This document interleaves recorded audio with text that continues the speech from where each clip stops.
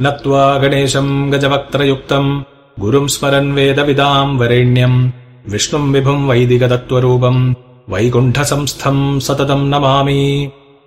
यथा स्वप्ने द्वयाभासम् स्पन्दते मायया मनः तथा जाग्रद्वयाभासम् स्पन्दते मायया मनः।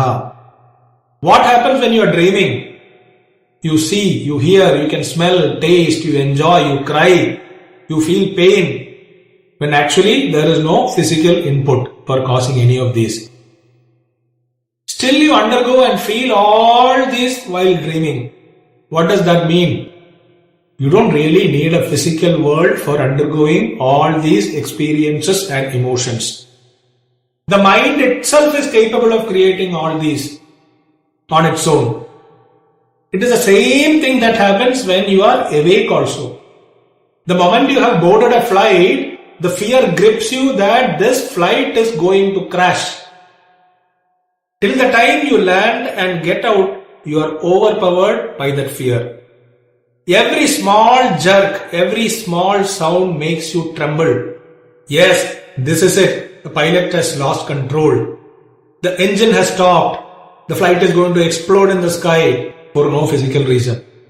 Your mind makes you to undergo the experience of a plane crash over and over again. It doesn't require any physical cause or reason. It is purely the work of the mind. Whether you are dreaming or whether you are awake does not matter. What you experience is what your mind makes you to experience. Vistara sarvabhudasya Vishno sarvamidam jagat drashtavyam atmavat tasmad abhedena vichakshanaihi. This whole universe is an extension of Sri Hari. Don't think that what you see around is all that is Him. No. That is only a minuscule part of Him. Athava bahunaitena kim jnatena tavarjuna vishtabhyah vidam kristam ekamsena sthito jagat. It takes only an amsa, a very minute portion of me to sustain this universe. So one should stop differentiating into he and me, this and that. After Indra killed Vritra and incurred the sin called Brahmahatya, he went into hiding.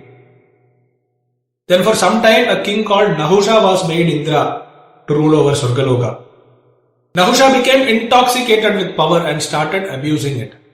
He made the rishis to carry his palanquin. Once while being on such a ride, the rishis asked him, "O king, do you consider those portions of Vedas advocating use of cows in yajnas?"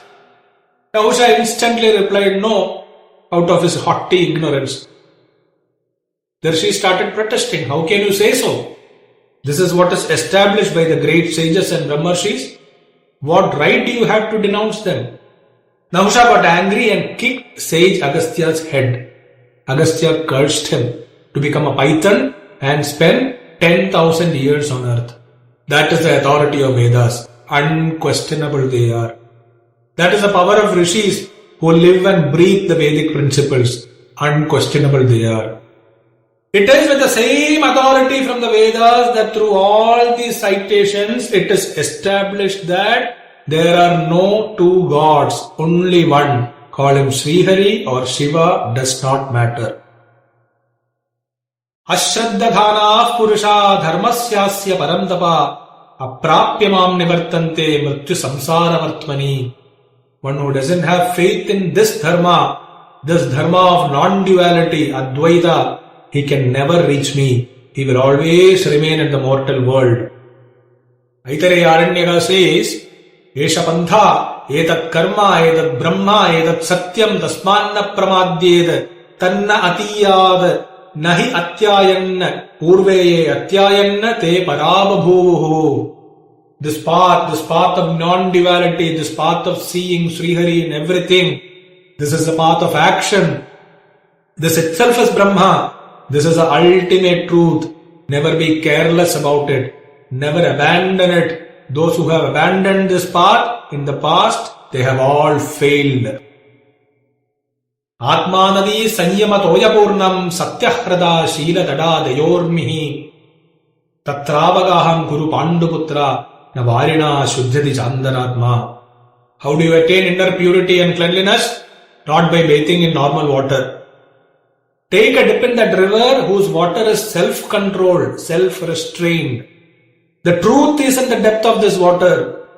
The banks of this river are the good, righteous conduct. Its waves are kindness, mercy. Take a dip in such a river, then you will attain inner purity.